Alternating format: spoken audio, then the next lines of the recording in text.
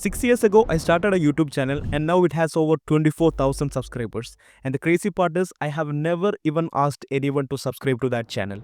Not even once. It was just pure organic growth by creating videos that people genuinely wanted to watch. And I wasn't using any flashy equipments or lighting, it was just my laptop and its built-in microphone with some basic editing software. But here is the twist. Despite all this success, I have decided to start over from zero subscribers again. And in this video, I'm about to tell you why that might be the smartest decision I have ever made. Today, I'm sharing the brutal mistakes that killed my first channel, why I'm deliberately starting fresh, and most importantly, why every single person watching this should start a YouTube channel in 2026. Because what I'm about to tell you in this video will completely change what you think about social media, creating videos, and even building a future-proof career.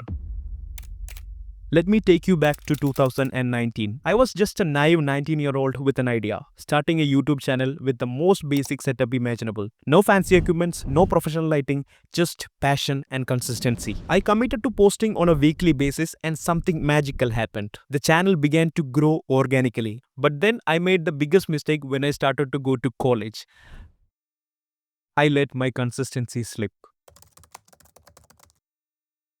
I was pursuing Bachelor of Technology in Mechanical Engineering from one of the prestigious colleges in India, the IIT Dhanbad. And that in of itself was very demanding and there was a lot of things to do and explore in that campus. I convinced myself that I was too busy and the environment around me was not suitable for content creation. But when I look back now, I think that I was just a lazy kid. Right now, I am inside my hostel room in IIT Dhanbad, and let me show you my progress after 1 month of learning how to code. I went from posting weekly to maybe even once or twice a month, and that is the biggest mistake because the YouTube algorithm doesn't favor inconsistency and neither does your audience. Then came COVID and quarantine. My college was shut down and I spent the next 2.5 years in my home, which means that I had more time to create content. And ironically, that is when my channel started to gain traction again. I had a distraction-free environment without much to do rather than making content. So I started researching more about YouTube and content creation and how to make my videos better. And during that time, I also learned a lot about using data to create better content. The growth on YouTube felt effortless because I was creating content that I loved while solving real-life problems for my audience. By focusing purely on providing value and building authentic connection rather than subscribers count or likes and shares, I was able to grow that channel to nearly 24,000 subscribers. And then it happened. I had to go back to college for my last semester. At this point, you have to keep in mind that I lost 2.5 years of my precious college life. And now I'm coming back to college for my last 3 or 4 months as a senior.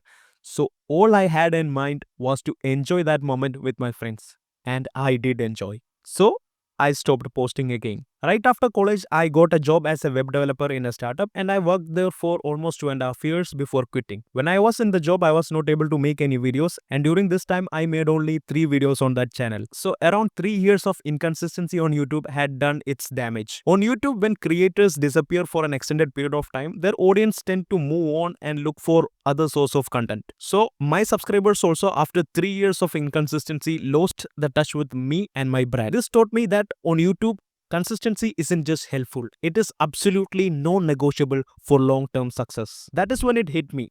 I can't go on like this. I can't make videos like this. I need to have a system. So with the help of my coding and YouTube expertise, I created a tool called Viral Video Spy. This tool helped me identify what kind of videos were going viral on the platform and recreate videos like that. So when I started posting videos using that tool, my recent videos got more views than my channel average views. That kind of views you would never expect for a channel with 24,000 subscribers which has not posted in 3 years. So why am I starting a new channel from zero again?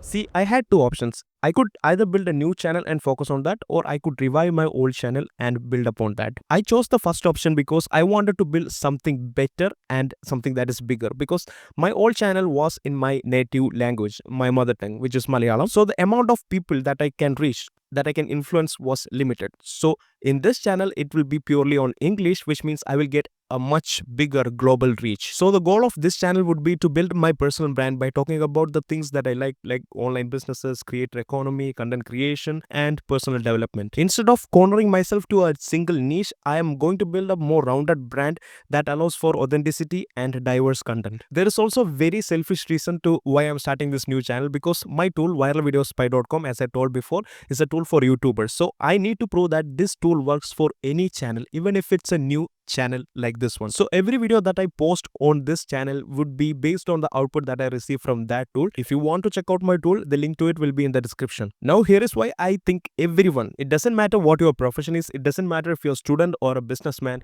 you should have a YouTube channel.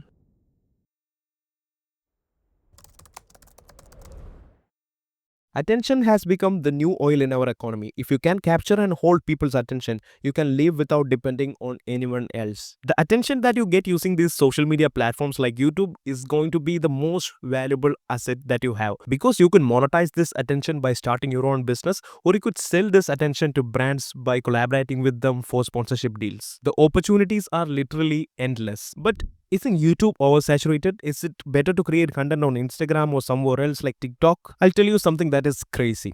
Every platform, YouTube, TikTok, Instagram, is pushing small creators like crazy right now. Every time I open YouTube, I could see videos of new creators popping up on my home feed. So I would argue that it is criminal not to create content on YouTube or any other platform right now. Yes, the platforms are oversaturated, but it is not crowded with genuine content. It is crowded with content that people copy from each other. But when you bring your authentic self, your unique perspectives and the experiences and the stories that you have, you are then not competing with the millions of other creators. You are creating a space for your own. You are offering something that only you can provide. But you need to understand that you cannot blindly create content. That is a sure shot way to failure.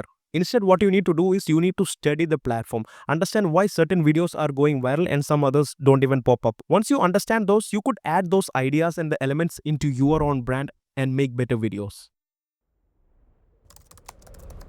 My first channel taught me an important lesson, that YouTube gets you skills that you cannot get from anywhere else. By creating content, I have developed many skills like design, photo and video editing. My communication skills have gone up. I can talk confidently in front of camera, in front of any crowd, and also I manage my time really well. These are not just YouTube skills. These are actually life skills that transfer over to all areas of your life, whether that be professional or personal. I have also been able to build connections with some really good people like video editors and fellow content creators. I even had a call with an assistant film director who wanted help with YouTube content creation. It's crazy, man.